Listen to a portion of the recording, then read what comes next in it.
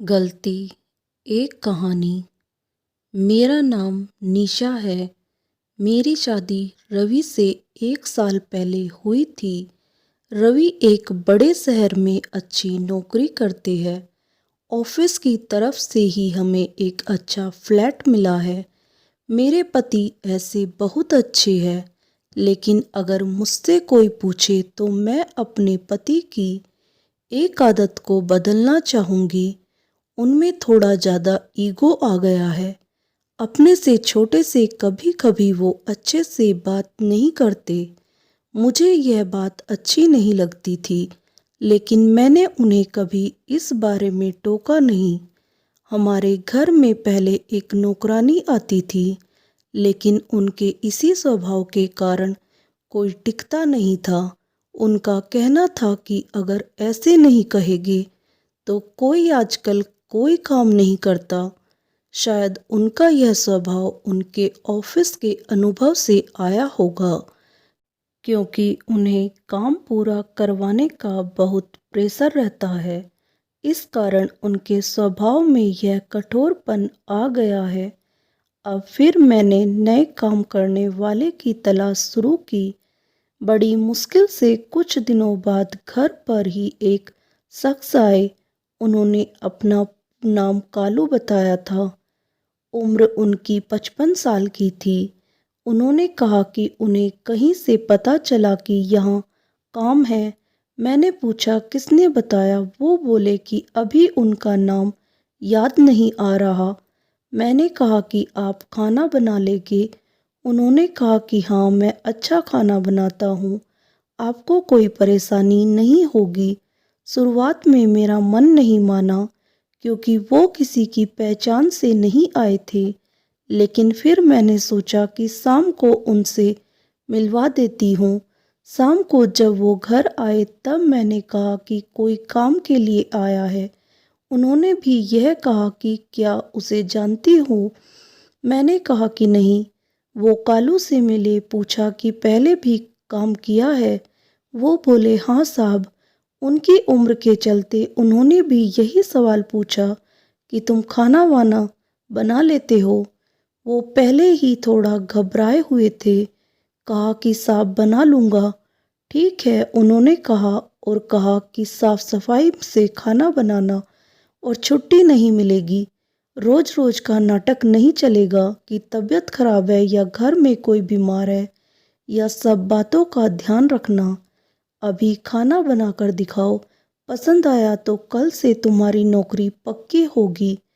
इतना सब मेरे पति से सुनने के बाद मैंने सोचा कि वो कुछ बोलेंगे, लेकिन उन्होंने सिर्फ इतना ही कहा कि हाँ साहब। मुझे उन्होंने उस पर ध्यान रखने को कहा। वो खाना बना रहे थे, काम अच्छे से कर रहे थे।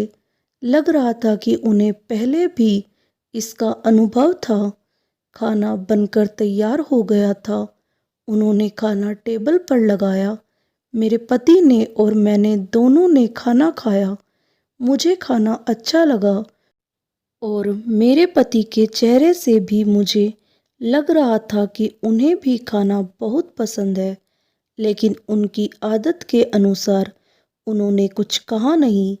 उन्होंने कहा कि खाना ठीक है, कल से आना, लेकिन ध्यान रहे कि खाना इससे खराब ना बने। इससे अच्छा बना सको तो अच्छा। इतना सुनकर उनके चेहरे पर एक खुशी दिखाई दी। अगली सुबह से वो घर आने लगे। ज़्यादा बातें वो करते नहीं थे, कम बोलते थे, सिर्फ अपना काम करते थे। मेरे पति ने मुझे समझाया था कि नज़र रखना और अपना ध्यान रखना।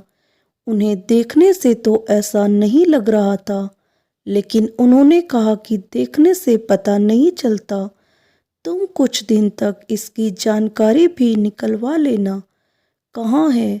मुझे भी उनकी बात सही लगी, क्योंकि वो ऐसे ही अचानक मेरे घर पर आ गए थे और कहा था कि किसी से पता चला है। उनकी उम्र देखकर मैंने उन्हें रख लिया था।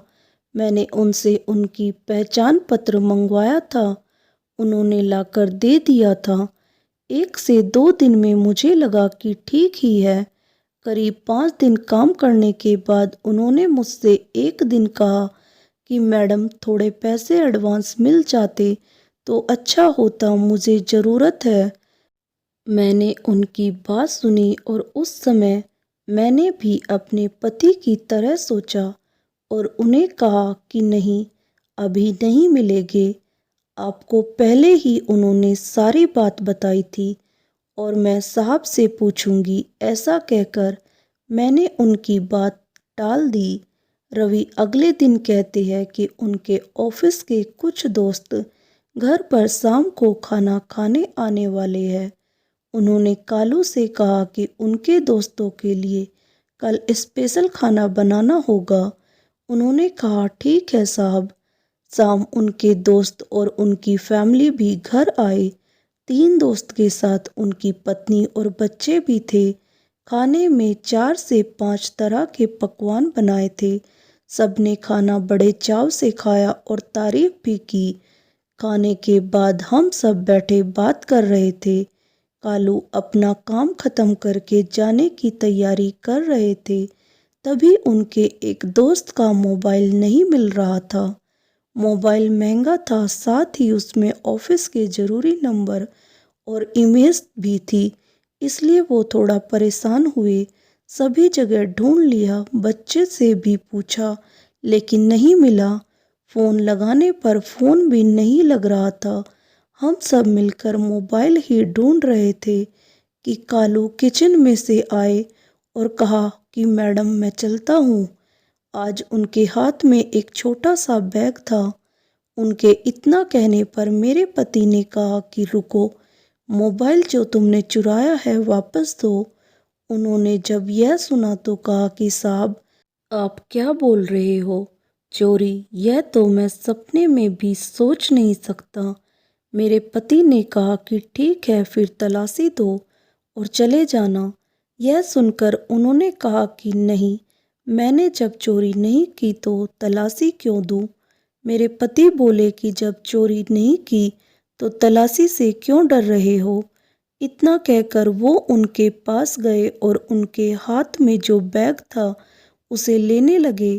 कालू ने बैग पकड़ा और कहा कि साहब छोड़ दीजिए, इसमें मोबाइल नहीं है।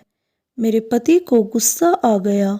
कहा कि एक तो चोरी करता है, उस पर आंखें भी दिखाता है, छोड़ बैग। उन्होंने उसका बैग छीना और उसकी तलाशी ली। उसमें मोबाइल नहीं था बल्कि खाना था। मेरे पति बोले कि तुम खाना चोरी करके ले जा रहे थे। कालू की आंखों से अब आंसू आने लगे। वो बोले कि मैंने चोरी नहीं की।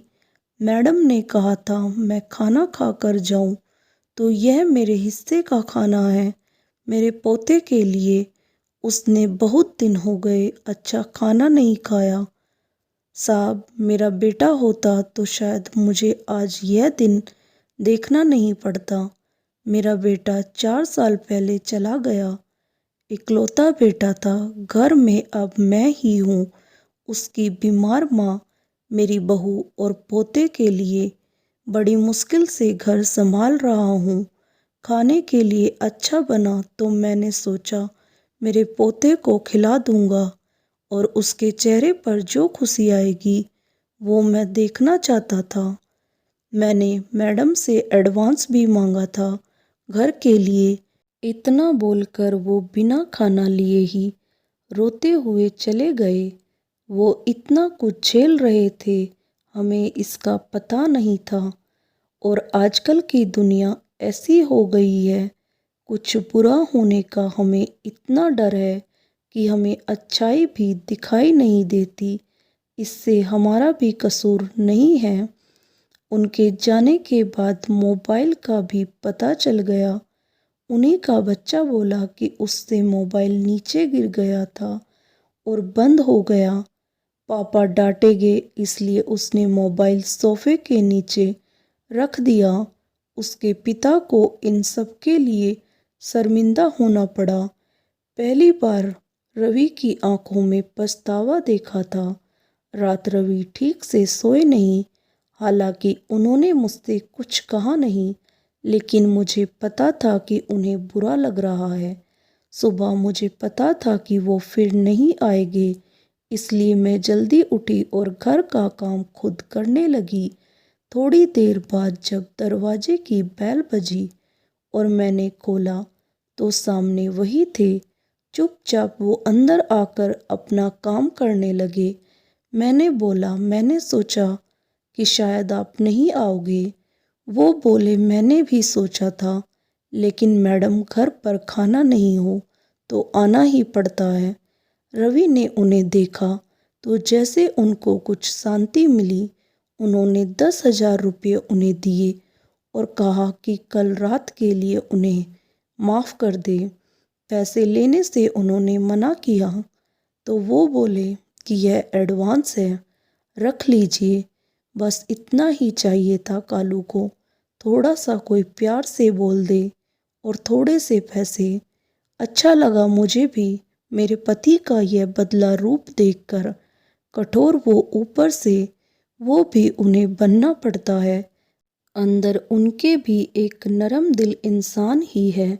दोस्तों, आपको ये कहानी अच्छी लगी तो कहानी को लाइक करें और मेरे चैनल को सब्सक्राइब करना ना भूलें। धन्यवाद। राधे राधे।